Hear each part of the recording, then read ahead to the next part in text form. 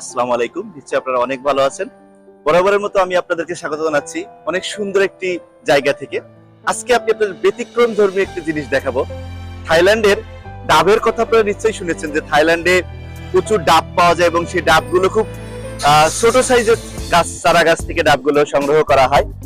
আমরা এআইটিবি এর পক্ষ থেকে আমরা দুদিনের ট্যুরে আসছি গতকালকে। তো আমি আজকে আপনাদের দেখাবো আমরা যে ফ্লোটিং মার্কেটে আসছি। আমি যদি একটু ক্যামেরাটা একটু কাছে এনে আপনাদের দেখাই, দেখুন ডাব কতগুলো ডাব ধরে আছে এবং ডাবগুলো খুবই সস্তা।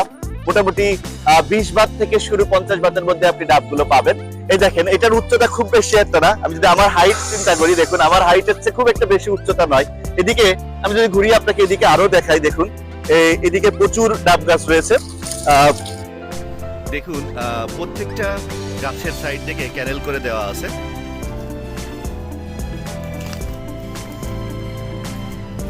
পানি সরবরাহের জন্য একদম এনভায়রনমেন্টাল ফ্রেন্ডলি বলা যায়।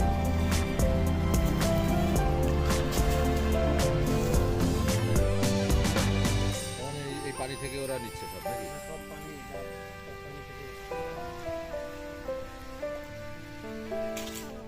নোনা পানি না নরমাল পানি কে জানে?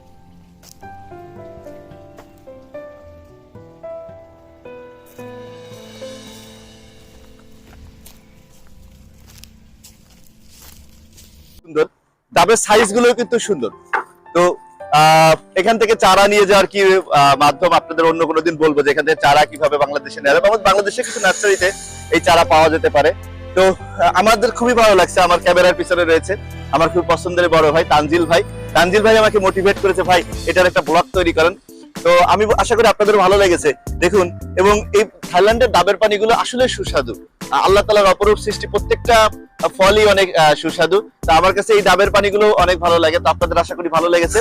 সবাই ভালো থাকবেন। আসসালামু আলাইকুম।